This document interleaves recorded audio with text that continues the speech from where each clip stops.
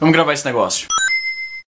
Eu sou o Easy Nobre, este é meu escritório e você está assistindo mais um HBDTV. Tem um negócio que eu queria comentar com vocês e eu ia escrever um texto no meu site, na verdade, não ia ser em vídeo. Só que alguns amigos meus me motivaram a fazer um vídeo sobre esse assunto em vez de escrever um texto. Como esse negócio de blog já deve estar morrendo mesmo, pelo menos o tipo de blog que eu faço, que é blogs com texto, já devem estar das últimas, então eu resolvi fazer um vídeo mesmo. É o seguinte, parece papo de velho, mas as coisas no meu tempo, e eu falo meu tempo como se eu tivesse 80 anos, mas as coisas no meu tempo eram muito diferentes, cara. Sabe uma coisa que não tem mais? Mertiolate. Ou metiolate. Mertiolate. Porra, meu óculos. Peraí que meu óculos tá meio manchado. Pera um minutinho. Eu fico estranho sem óculos.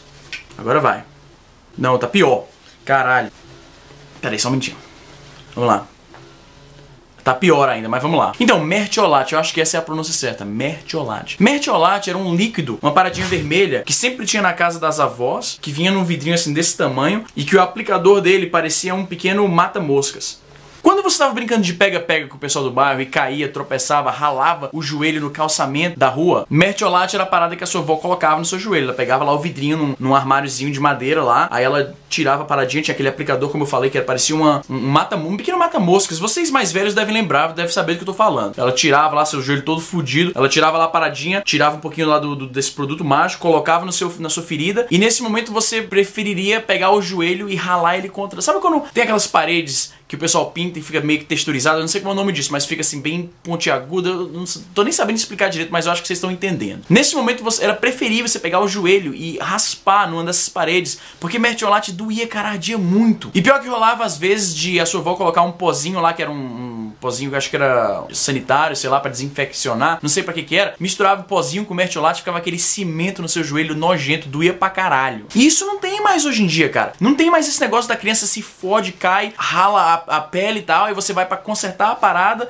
você coloca uma parada que dói mais ainda. Não tem mais isso, as crianças não têm mais esse medo do mertiolate. E não é só isso, cara, saca só. Você lembra Colinos, aquela pasta de dente Colinos, que o tubo da pasta de dente, ele era, eu acho que era um alumínio, algum tipo de metal, que quando você dava aquela enroladinha pra espremer toda a pasta pra fora do tubo, ele quebrava na pontinha assim e ficava aquela parte pontiaguda na porra do tubo de pasta de dente, mano. Você podia se cortar com um tubo de pasta de dente, olha isso. E o alumínio de iogurte, então, você tirava lá aquela tampinha, o alumínio, aí dava aquela lambida com o maior cuidado do mundo, porque às vezes ele não saía de um pedaço só, ele não saía inteiro, ele quebrava. Então quando você tinha que dar aquela lambida característica no alumínio, era assim que eu lambia o iogurte. Você dava aquela lambida lá, sagaz, e você tinha que tomar o maior cuidado do mundo, porque, puta meu, você podia cortar a língua, porra, comendo a porra do iogurte, mano. Aí não, e não era só a língua também, porque, tipo assim, acabava o iogurte, aí você metia lá o dedo na parada, quando você raspava o dedo assim na extremidade, na lateral da parada, cortava o dedo também, aí você ia tentar lamber o negócio, cortava a bochecha, se cortava, fudia tudo, comendo uma porra de um iogurte, mano. Olha a vida que a gente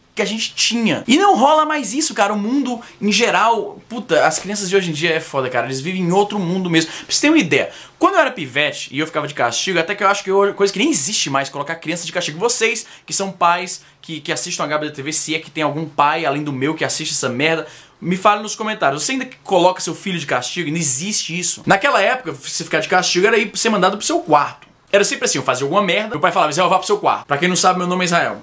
Me mandava pro meu quarto. Meu quarto era uma espécie solitária naquele momento. Eu ficava... Puta, tá coçando, velho, um pouquinho aqui. Não sei porquê. Só coça quando eu tô fazendo vídeo. Eu ficava lá em confinamento de solitária no quarto. Não tinha computador, não tinha... Nessa época eu não tinha televisão no quarto. Tinha os brinquedinhos e tal, mas ficar brincando sozinho era meio sem graça. Não tinha telefone, não tinha nada.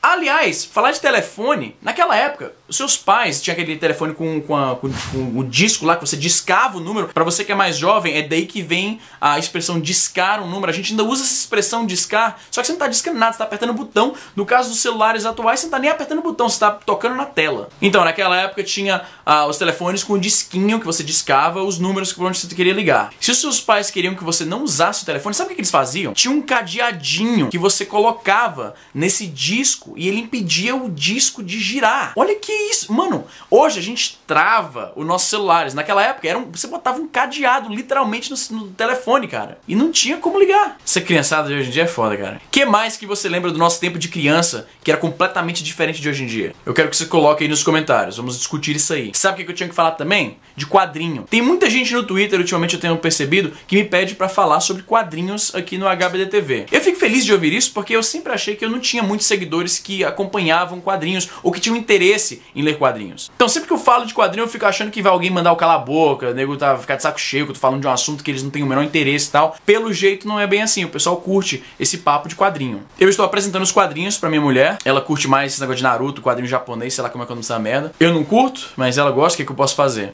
Eu tô tentando apresentar pra ela os bons quadrinhos, as paradas mais ocidentais, eu acho que é a forma... Cara, eu sei que o nego vai ficar muito revoltado quando eu falo, sempre que eu desmereço quadrinho japonês, quando eu desmereço animação japonesa, tem gente que fica muito revoltada. Eu não gosto, eu não tô falando que é uma merda, não tô falando que você não devia gostar, eu tô falando que eu não gosto. Eu prefiro isso aqui.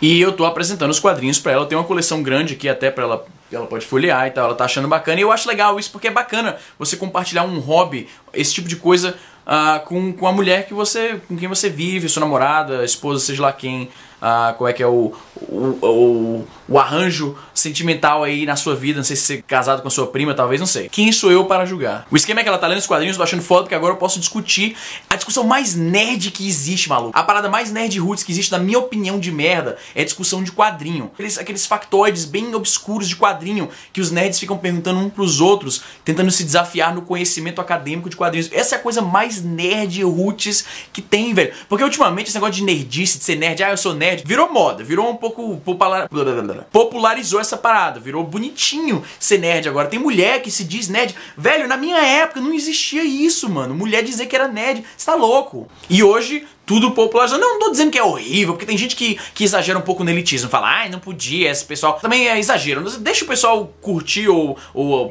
achar que curte as mesmas coisas que você curte. Eu acho que é bobagem ficar falando, isso aí eles não podiam, não sei o que, então são falsos nerds, não sei o que.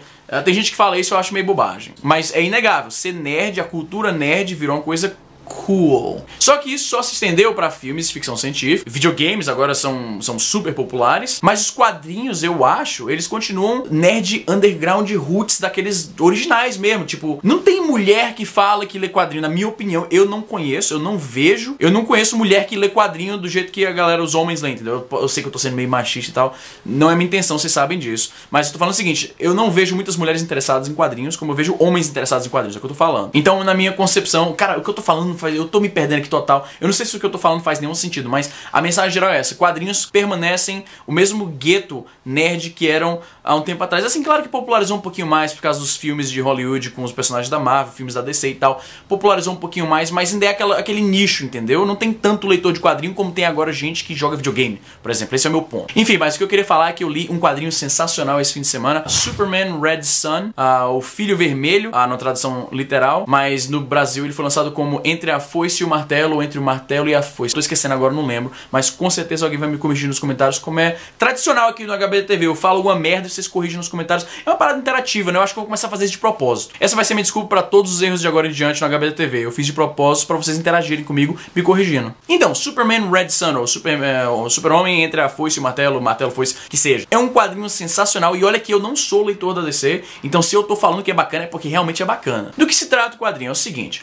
o argumento é uma história tipo, e se o Super-Homem tivesse aterrissado na Rússia, na União Soviética, em vez dos Estados Unidos? O quadrinho bola uma premissa legal, bem plausível até, assim, faz perfeito sentido. Eles hipotetizam que se a nave do Super-Homem tivesse um pouquinho atrasada, agora não tô lembrando se era atrasada ou se era adiantada, mas tivesse uma pequena diferença no tempo em que a nave do Super-Homem saiu do planeta dele, a rotação da Terra faria com que a nave atingisse outro ponto. Por exemplo, ele saiu aqui, a Terra tá girando, caiu nos Estados Unidos. Se ele tivesse saído um pouquinho depois, a Terra teria girado mais e ele aterrissaria em outro lugar, no caso, na Rússia. Então esse é o argumento do quadrinho. E se o Super-Homem, em vez do defensor dos ideais americanos, tá, aquela coisa, do escoteiro, do Super-Homem, esse que é o personagem, a característica clássica do Super-Homem, né, que é ele é a personificação dos valores americanos, sei lá o que. E se ao invés disso ele tivesse aterrissado na União Soviética? Ele seria a personificação dos valores soviéticos, tá, o comunismo e tudo mais. O quadrinho é bem foda, eu achei, a arte é bacana, o argumento, o roteiro é muito bacana, ele te prende mesmo. Tem umas perversões, digamos assim,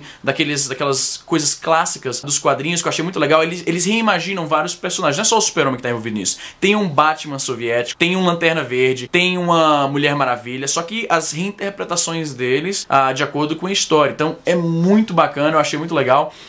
Os personagens fogem um pouquinho do que eles são no universo tradicional da DC, que eu achei bacana. Então é muito legal, tem alguns momentos muito interessantes. Eu não quero dar nenhum spoiler porque eu sei que vocês vão acabar, depois desse vídeo, muitos de vocês talvez vão querer ler o quadrinho. Então eu não vou dar nenhum spoiler. Mas é bem bacana, tem uns negócios interessantes, tipo a rivalidade, a icônica rivalidade do Lex Luthor e do Super-Homem, por exemplo. Como no quadrinho tradicional, o Lex Luthor odeia o Super-Homem, ele é o arqui-inimigo do Super-Homem. Só que é bacana porque quando ele vê o Super-Homem pela primeira vez, o Super-Homem soviético pela primeira vez, ele hipotetiza assim, ah, se esse cara tivesse aterrissado nos Estados Unidos, quem sabe nós teríamos sido os melhores amigos, só porque ele admira o Super-Homem no começo, isso é bacana. O quadrinho, ele não fica só naquele maniqueísmo de socialismo é bom e o capitalismo é horrível, ele é um pouquinho mais profundo do que isso, inclusive em alguns trechos do quadrinho dá a aparentar que o Super-Homem, a presença do Super-Homem na Terra não é a melhor coisa para os habitantes da Terra, então rola um negócio bem legal, rola algumas inversões de valores de quem é vilão e quem realmente é o mocinho da história, e o final é sensacional. Cara, eu achei o final daquele quadrinho um dos melhores finais de quadrinho que eu já li, eu acho que na vida, falando sério mesmo. Eu adoro uma história bacana com um final, assim, uma reviravolta, uma revelação incrível, que você realmente não esperava. Então, o final de Superman Red Sun, ou Entre a Foice e o Martelo, Marcela Foice, não sei, foi muito bom. Eu acho que eu recomendo você ler esse quadrinho só por aquele final que eu achei muito bacana. Caralho, esse vídeo tá ficando longo já, deixa eu ver aqui. 20 minutos. Vai ficar assim 10 minutos mais ou menos, eu imagino. Eu já falei isso uma vez, eu não gosto de vídeo longo porque eu não tenho paciência pra vídeo longo. Eu tento fazer os meus vídeos, idealmente seriam entre assim 5 e 6 minutos no máximo. Esse vídeo provavelmente vai ficar com uns 10 minutos. Eu já vi feedback de vocês falando que vocês gostam de vídeos mais longos. Eu não sei qual é a porcentagem de vocês que prefere esses vídeos mais longos. Realmente não sei. Então se manifeste nos comentários, fale se você prefere esses vídeos um pouco mais longos, se prefere um vídeo um pouquinho mais curto e tal. É vocês que pautam essa parada. Então o que vocês preferirem é o que vai acabar sendo. Então é isso aí, mais uma vez, eu sou o Easy Nobre, esse aqui é o meu pequeno escritório, e é isso aí, eu vejo vocês na próxima.